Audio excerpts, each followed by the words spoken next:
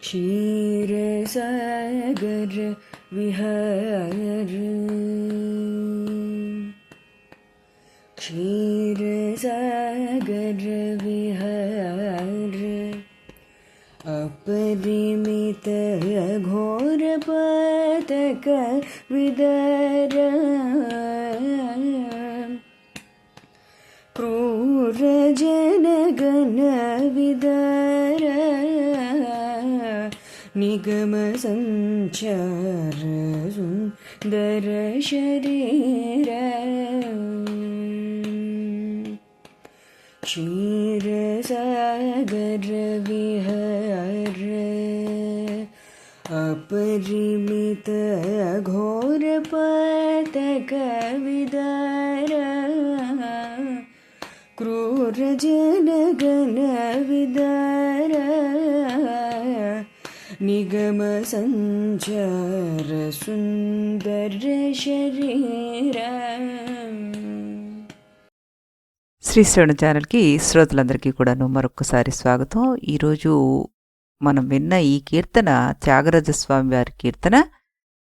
ఇది ఆనంద భైరవి రాగంలో కృతి చేయబడ్డది. పావని చాలా చక్కగా పాడి వినిపించారు. ఆ అమ్మాయికి అనేక ఆశీర్వచనాలు తెలియజేస్తూ యోగ వాసిష్ఠంలో నిన్న మనకి నాస్తికవాదులు ఏ విధంగా ఆలోచిస్తారు, వాళ్ళ ప్రశ్నలకి సమాధానంగా మనం శృతిని ఆధారంగా చేసుకుని పరమాత్మ యొక్క స్వరూపాన్ని ఏ విధంగా తెలుసుకోగలం అన్నది టూకీగా చెప్పుకున్నాం. ప్రశ్న సమాధానం అన్న శీర్షిక పెట్టుకుని ఆ తర్వాత మనం ఈ వశిష్ఠుల వారు రాముడికి ప్రాకృత ప్రళయ వర్ణన గురించి చెప్దాం అనుకుంటున్నారు. అది చెప్తున్నారు, అది విందాం మనం ఈరోజు. వశిష్ఠుల వారు రాముడితో అంటున్నారు, రామ, నేను చూస్తూ ఉండగానే ఈ బ్రహ్మలోకంలో ఉన్న వారంతా ఆరిపోయిన దీపాల్లాగా కనిపించకుండా పోయారు. ఇంతలో ద్వాదశాదిత్యులు ఆ లోకం చుట్టూ చేరి తమ కిరణాల జ్వాలతోటి ఆ లోకాన్ని తగలబెట్టేశారు. ఆ పనైన తర్వాత వారు 12 మంది ధ్యాన నిమగ్నులై అక్కడే ఉండి బ్రహ్మల్లాగానే ముక్తిని పొందేశారు. ఇంతలో ఆ బ్రహ్మలోకంతో సహా 14 లోకాలు కూడాను ఒకే మహాసముద్రంలాగా అయిపోయాయి. ఆ సముద్రపు తరంగాలు పిచ్చు పెరిగిపోయి తమ ఆవిర్భావానికి మూలహేతువులైన పుష్కరావర్త మేఘాలను కూడా చెల్లాచెదరు చేసేశాయి. క్రమంగా ఆ మేఘాలు కూడా నీటిలో కలిసిపోయాయి. ఇంతలో నాకు అక్కడ నల్లటి బృహద్రూపం ఒకటి కనిపించింది. ఉద్ధత్తంగా ఉన్న ఆ రూపాన్ని చూసేసరికి నాకే కొంచెం భయం కూడా వేసింది. ఆ రూపం చీకటి కొండలాగా ఉంది. కాని దానికి 1 కాదు 5 తలలున్నాయి. ప్రతి తలకు 3 కళ్ళున్నాయి. ఆ కళ్లల్లోంచి జ్వాలలు ఎగజిమ్ముతున్నాయి. ఆ రూపానికి 10 చేతులున్నాయి. ఆ చేతుల్లో ఒక శూలం ఉంది. క్రమంగా నాకు భయం తగ్గింది. ఆ ఘోర రూపం రుద్రుడిదని గుర్తించాను. దూరం నుంచే నమస్కరించాను అన్నాడు. గురుదేవా, సర్వవ్యాపకుడైన పరబ్రహ్మ ఈ పరిమిత రూపం ఎలా ఏర్పరచుకున్నారు? పైగా ఆ రంగేమిటి, ఆ తల్లేమిటి, ఆ చేతులేమిటి, ఆ పరబ్రహ్మకు ఛాయారూపమైన మాయాశక్తి ఏమైంది అంటూ అడిగారు. అప్పుడు వశిష్ఠుల వారన్నారు, రామా, సృష్టి స్థితి లయలను చెయ్యాలనే నిశ్చయానికి కారణమైన మాయావృత్తి ఒకటుంది. దాన్నే అహంకారం అంటారు. దీని ద్వారానే ఆ పరబ్రహ్మ జగద్ధ్యాసకు మూలం అవుతున్నాడు. అలా అధ్యాసలో పడ్డ జీవుల్లో కొందరు ఆయన్ని శరణు వేడుతున్నారు.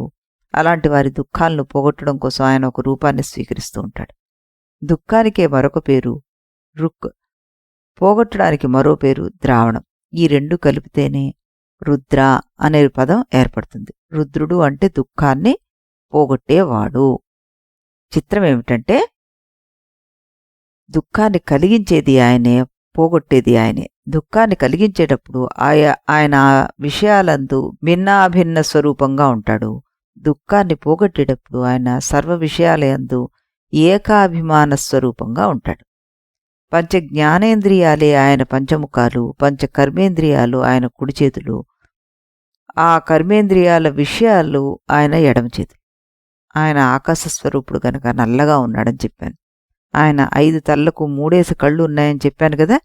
అవి సత్వరజ స్తమో గుణాలు, భూత భవిష్యత్ వర్తమాన కాలాలు, చిత్త అహంకార బుద్ధులు, ఓంకారంలోని అకార ఉకార మకారాలు, ఋగ్యజుస్సామవేదాలు అనే ఆ కళ్ళు, భూహ భువ సువహ అనే 3 లోకాలు. ఆయన చేతిలోనిది త్రిశూలం. తాను సమష్టి అహంకార స్వరూపుడు కనుక ఆయన సృష్టిలో జీవులందరికీ కూడాను దేహాత్మ అభిమానం సహజ సిద్ధంగానే కలుగుతోంది. ఆ జీవులకు ప్రవృత్తి నివృత్తి ఫలాలను అందించడం ఆయనకు సహజ స్వభావం. సృష్టి ప్రళయాలకు ఆయన్ను ప్రేరేపించేది చిన్మాత్రుడైన పరమాత్మే. అలాంటి ఆ రుద్రుడు ఉన్నట్టుండి నోరు తెరిచి అక్కడ నీటిని పీల్చడం ప్రారంభించాడు. ఆయన నీటి గుండా అగ్నిజ్వాలలు వ్యాపించి ఉండడం నాకు కనిపించింది. క్షణాల్లో 14 లోకాలను ముంచిన ఆ నీరంతా రుద్రుడి ముఖంలోకి ఇంకిపోయింది. నాకప్పుడు ఆ నల్లటి రుద్రుడు బురద బురదగా ఉన్న భూమిపైన కింద బ్రహ్మాండ కపాలాలు, మధ్యలో ఆకాశం విడివిడిగా కనబడ్డం మొదలుపెట్టాయి అంటూ 80వ సర్కులో ఆయన చెప్పారు. తర్వాత ఇంతలో రుద్రుడు లేచి నిలబడి మహాకారుడై నాట్యం చేయడం మొదలుపెట్టాడు. వెనువెంటనే అతనికి ఛాయారూపంగా ఉన్న మాయాదేవి కూడా నాట్యం చేయడం మొదలుపెట్టింది. ఇప్పుడు అక్కడ సూర్యుడు గాని చంద్రుడు గాని మరో వెలుగు గాని లేదు. అయినా ఆ రుద్రుడికి ఈ నీడ ఎలా ఏర్పడింది? ఈ సందేహం నాకు కలిగింది. నా సందేహానికి సమాధానం దొరకలేదు. కాని మొదట నీడలాగా కనిపించిన ఆ దేవి మెరుపులాగా ఒక గెంతు గెంతి ఆ రుద్రుడికి ఎదురుగా నిలబడి ఘోరమైన నాట్యం ప్రారంభించింది. అలా నాట్యం చేస్తున్నప్పుడు సూర్యచంద్రాదులు ఆమెకు కళ్ళుగా కనిపించారు. నదులు, వృక్షాలు, కొండలు, నక్షత్రాలు, స్వర్గ పాతాళాది లోకాలు ఆ ఛాయాదేవికి, ఆ కాళరాత్రికి అవయవాలుగా నాకు కనిపించాయి. ఆవిడ మెడలో రకరకాల పూలమాలలేగాక పలుగులు, పారలు, గొడ్డళ్ళు, చేటలు, రోకళ్ళు మొదలైనవి ఆవిడ మాలలుగా వేసుకున్నారు అంటూ చెప్పి 81వ సర్గలో 8వ శ్లోకం నుంచి 102వ శ్లోకం దాకా, అంటే సర్గ చివరి దాకా కాళరాత్రి నాట్య వర్ణనను కవితామయంగా తత్వసాంకేతికంగా విస్తరింపజేశారు కవి. చివర్లో ఒక స్రగ్ధరావృత్తంలో నాట్యక్రియకు తత్వవిద్యా ప్రక్రియకు సమన్వయాన్ని చూపుతూ ఆ వర్ణనను ముగించారు.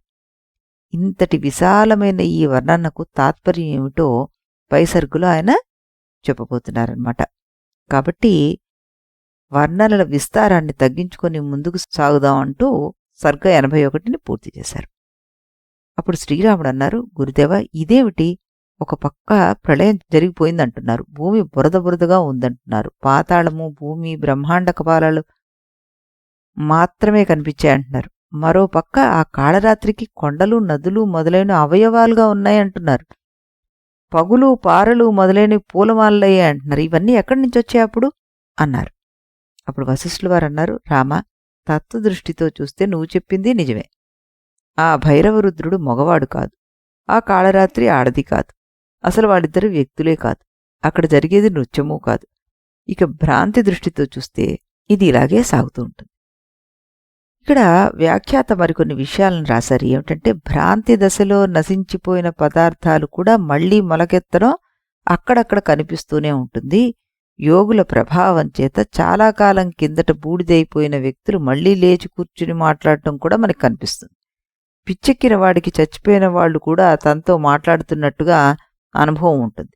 ఇక స్వప్నంలో కనిపించే విచిత్రాలకు అంతే ఉండదు మన దగ్గర. కనుక అజ్ఞానం ఉన్నంత వరకు చిత్తంలో సమస్త పదార్థాలు సంస్కార రూపంగా నిలబడే ఉంటాయని మనం అర్థం చేసుకోవాలి అని రాముడితోటి మళ్ళీ వశిష్ఠుల వారు ఏమంటున్నారంటే, ఇక్కడ రామ, బంగారానికి ఏదో ఒక ఆకారం లేకుండా ఉంటుందా? మిరపకు కారం లేకుండా ఉంటుందా? అలాగే అజ్ఞానం ఉన్నంత వరకు చైతన్యానికి చేత్యాకారం, విషయాకారం తప్పదన్నమాట. శుద్ధ చైతన్యం తెలియబడకుండా ఉన్నంత వరకు అది అజ్ఞానంతో కూడి ఉన్నట్టే లెక్క. ఆ దశలో దానికి ఏదో ఒక విషయాకారం తప్పదు. ఆ ఆకార పరంపరలో నశించినవి కూడా ఒకప్పుడు మళ్లీ కనిపిస్తూ ఉండడం సంభవమే. కాబట్టి రామ, తత్వదృష్టితోటి చిదాకాశమని, పరమాత్మని, పరమేశ్వరుడని దేన్ని గురించి నేను ప్రస్తావించానో దాన్నే కొందరు సదాశివుడుగా, కొందరు విష్ణువుగా, కొందరు బ్రహ్మగా ఉపాసిస్తున్నారయ్యా అంటూ సర్గ 82ని పూర్తి చేశారాయన. అందుకనే ఆ సమయంలో నాకు కనిపించిన ఆ భైరవుడు, ఆ భైరవి ఇదంతా మాయా మాత్రమని నేను గ్రహించాను. అయినా ఆ ఆకారాలు నాకు మాత్రమే కనిపించాయి, మరెవరికీ కనిపించలేదు. నిర్విశేష చైతన్యాన్ని బోధించడానికి శబ్దార్థ సంబంధ కల్పన కొంత కావాలి, లేకపోతే అది ఏమిటి అని చెప్పడం కష్టం. కాబట్టి దాన్ని భైరవాకారం అని చెప్పి నేను యథాతథంగా వర్ణించి చెప్పాను అన్నారు. అప్పుడు శ్రీరాముడు అన్నాడు, గురుదేవా, తత్వదృష్టితో చూస్తే ప్రపంచమే లేదు కదా, వ్యావహారిక దృష్టితో చూస్తే అది ఉన్నట్టుగా కనిపిస్తోంది. దానికి ఎంతో కొంత అస్తిత్వం ఉంది. కాని ఆ కొద్ది మాత్రపు అస్తిత్వం కూడా ప్రళయంలో నశించిపోతోంది కదా. అది నశించిపోతే చైతన్యము, చితిక్రియ, చేతయిత అంటే చైతన్యము, స్పందక్రియ, స్పందించేవాడు అనే త్రిపుటి ఉండనే ఉండదు కదా. అది లేకపోతే మీరు చెప్పిన ఈ నృత్యం ఎలా కుదురుతుందండి అంటూ అడిగాడనమాట. అప్పుడు వశిష్ఠులు వారు అన్నారు, ప్రళయం అంటే ఏమిటనుకుంటున్నాం? త్రిపుటి పూర్తిగా నశించిన దశయే ప్రళయం అంటావా? అలా అంటే అది తత్వదృష్టే. మరి ఆ దృష్టిలో ప్రపంచం లేదని నువ్వే ఒప్పుకుంటున్నావుగా. అలా కాదండి, ప్రళయంలో ఆ విద్య మిగిలి ఉంటుంది. అలా చెప్పకపోతే మళ్ళీ సృష్టి రావడం కుదరదు అంటున్నావా? అలా అనేటట్లయితే అవిద్యతో పాటు త్రిపుటి కూడా ఎంతో కొంత మిగిలి ఉందని ఒప్పుకున్నట్లే అవుతుంది కదా. అవిద్య ఉంది గనుక దానివల్ల ప్రళయంలో కూడా రుద్రదేవి నృత్యభ్రాంతి ప్రకాశించే వీలు ఉండనే ఉంటుంది. నువ్వు గ్రహించవలసిందేమిటంటే తత్వదృష్టిలో స్థిరంగా ఉండి లోకదృష్టితో వ్యవహరించడం ఈశ్వరుడు చేసే పని అని. నువ్వు కూడా అలాంటి దృష్టినే పెంచుకో అన్నారు. అప్పుడు గురుదేవా, ఇది బాగుంది, లోకదృష్టిలో కాలభైరవుడి నృత్యాన్ని వివరించండి మరి నాకు. ఆవిడ మెడలో చాటలు, జల్లెళ్ళు, రోళ్ళు, రోకళ్ళు, పగుళ్ళు, పారలు ఇలాంటివన్నీ ఉన్నాయని, అవి పూలమాలలుగా ఆవిడ ధరించి నృత్యం కొనసాగించింది అని అంటున్నారు. అది ఎలాగా అంటూ అడిగారు. అప్పుడు వశిష్ఠుల వారు అంటున్నారు, రామ, భైరవీ భైరవులు అనే ఇద్దరిని గురించి నేను ప్రస్తావించాను ఇక్కడ. ఇందులో భైరవుడు చిన్మాత్ర స్వరూపుడు, మనోవాగాతీతుడు. ఆయన సంకల్పమే స్పందశక్తి, అదే భైరవి.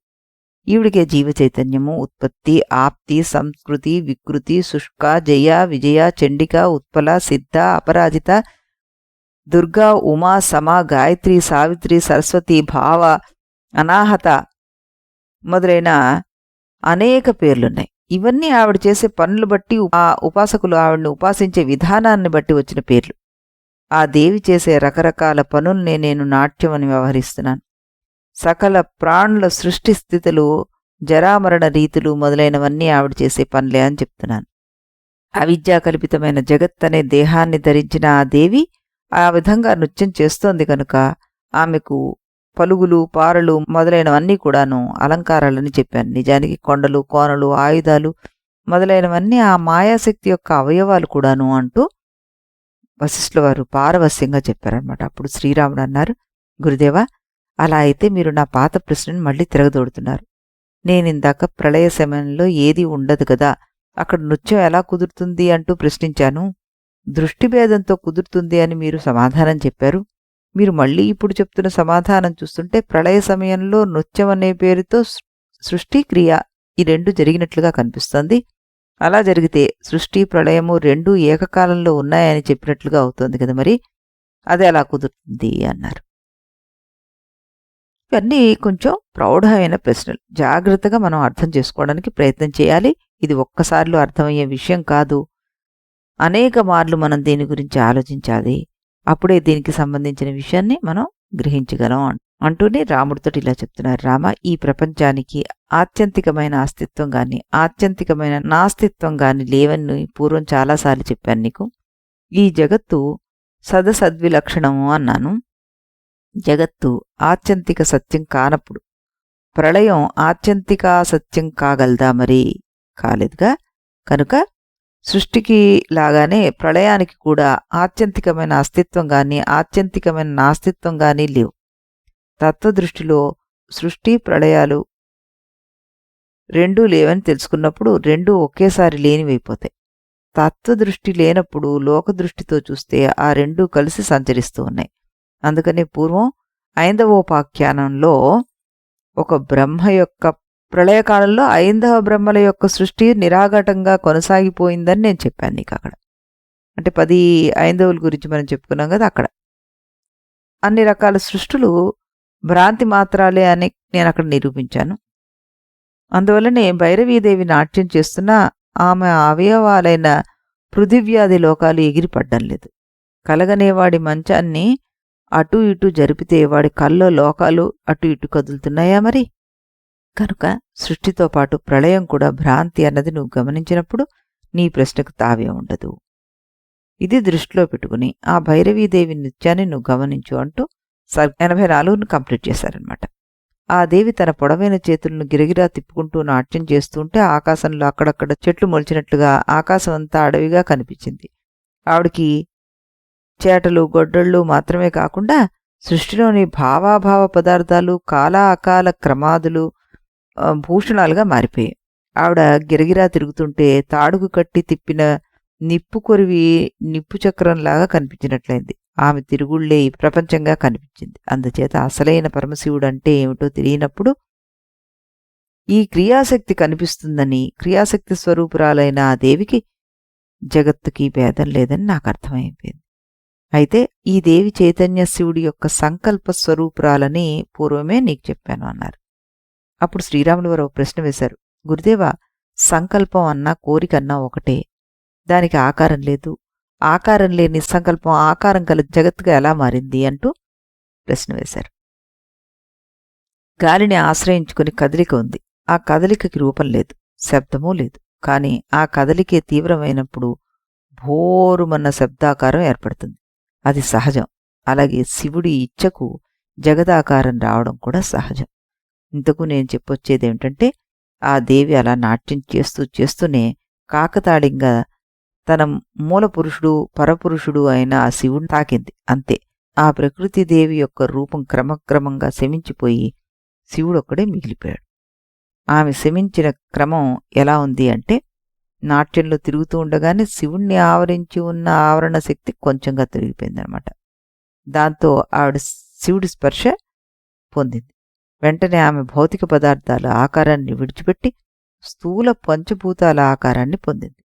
ఆ తర్వాత పూర్వం చెప్పుకున్న పంచీకరణానికి వ్యతిరేక ప్రక్రియ ద్వారా ఆమె సూక్ష్మభూతాకారాన్ని ఏర్పరచుకుంది. ఆ తర్వాత ఆమె వాసనా రూపురాలైపోయింది. ఆ పైన అవ్యాకృతాకాశ రూపురాలైంది. ఆ తర్వాత శివాకారంగా మిగిలిపోయింది అన్నారు. అదేమిటి గురుదేవా, అంత పెద్ద ప్రకృతిదేవి శివుణ్ణి ముట్టుకున్నంత మాత్రాన శమించిపోవడం ఏమిటి, శివుళ్ళో లయించిపోవడం ఏమిటి అంటూ అడిగారు శ్రీరాములు వారు. రామా, శివుడి యొక్క ఇచ్ఛాశక్తి ప్రకృతిదేవని నీకు పూర్వమే చెప్పాను కదా. లోకంలో ఎక్కడైనా సరే ఇచ్ఛ యొక్క లక్షణం ఏమిటి? కోరినది దొరికేదాకానే ఇచ్ఛాస్పందం ఉంటుంది. అది దొరికితే ఆ స్పందం ఆగిపోతుంది. శివేచ్ఛకు శివుడి కంటే ఇష్టతమమైన గమ్యం లేదు. కనుక ఆ ప్రకృతికి శివుడి స్పర్శ లభించగానే స్పందం ఆగిపోతుంది. ఆ స్పందం పోతే జగదాకారం కూడా నశించిపోతుంది. అప్పుడు శివుడొక్కడే మిగులుతాడు. శ్రీరాముడు అలా అయితే ప్రకృతి నశించింది, శివుడు మిగిలాడని చెప్పాలి గాని ప్రకృతి పురుషుల్లో లయించిందని చెప్తున్నారేంటి మీరు అన్నాడు. ప్రకృతి శివుడి యొక్క ఛాయారూపమని నీకు చెప్పాను కదా. మండుటెండలో ఒక మనిషి పెద్ద చెట్టు కింద చేరాడు. అప్పుడు ఆ మనిషి నీడేమైపోయింది? నశించింది అని చెప్పాలా? చెట్టు నీడలో కలిసిపోయిందని చెప్పాలా? ఆ మనిషిలో కలిసిందని చెప్పాలా? నశించిందని చెప్తే ఆ నీడ అంతకుముందు సత్యమైన పదార్థం అని చెప్పినట్టుగా అవుతుంది కదా మరి. అందుచేత ఆ మాట కుదరదు. చెట్టు నీడలో కలిసింది అంటే ఆ నీడ మరింత దట్టం కావాలి. అలాగూ జరగడం లేదు. అందుచేత ఆ మాట కుదరదు. కనుక నీడ తనకు ఆశ్రయమైన మనిషిలోకి ప్రవేశించింది అనడమే సముచితంగా ఉంటుంది. అందుకే ప్రకృతి పురుషుల్లో లయించింది అన్నాను. వెంటనే శ్రీరాముడు వారు, అలా అయితే ఒక మనిషి చెట్టు కింద నుంచి యువతలకి రాగానే మళ్ళీ నీడ ఏర్పడుతుంది. అలాగే ఒకసారి శివుణ్ణి చేరిన జీవుడు మళ్ళీ ఎప్పటికో అప్పుడు యువతలకి వచ్చి సంసారంలో పడే అవకాశం ఉండనే ఉంటుందిగా అన్నారు. అప్పుడు వశిష్ఠుల వారన్నారు, ఈ ఉపమానం ఇక్కడ పనిచేయదయ్యా. ఉపమానం చెప్పేటప్పుడు ఏ దృష్టితో చెప్పామో అంతవరకే దాన్ని ఉపయోగించాలి గాని ఇష్టం వచ్చినట్లుగా దాన్ని సాగదీయకూడదు. సంసారంలోకి రావాలి అంటే కోరిక ఉండాలి. తత్వబోధ కలిగి శివస్పర్శ కలిగి శివుల్లో లయించిపోయాక మళ్ళీ కోరిక పుట్టవన్నా పుట్టదు. దీనికి మరో దృష్టాంతం చెప్తాను నేను. ఓ మంచివాడు మోసపోయి మంచివాళ్ళనుకుని దొంగల గుంపులో చేరిపోయాడు. వాళ్ళు మంచివాళ్లనే భావంతోటి వాళ్ళ క్షేమం కోసం కృషి చేయసాగాడు. కొంతకాలం పోయాక వాళ్ళు పచ్చి దొంగలన్న విషయం అర్థమైంది. ఆ సత్పురుషుడు వాళ్లతో కలిసి ఉండడానికి ఇష్టపడతాడా? అలాగే తత్వజ్ఞానం కలిగినవాడు సంసారంలో రమ్మన్నా రాడు అంటూ స్వర్గ 85లో చెప్పారనమాట. రామా, అసలు విషయంలోకి వద్దాం. ప్రకృతిదేవి శమించిపోయిందని రుద్రదేవుడు మిగిలున్నాడని చెప్పాను కదా, ఆ రుద్రుడు శమించిన విధానం కూడా చెప్తాను నీకు అన్నారు. అదేంటో మనం రేపు ఇదే సమయానికి ఇదే ఛానల్లో శ్రాముల వారి కీర్తనను విన్న తర్వాత ఈ ప్రకృతిదేవి ఏ విధంగా శమించింది అన్నది తెలుసుకుందాం. అంతవరకు సెలవు.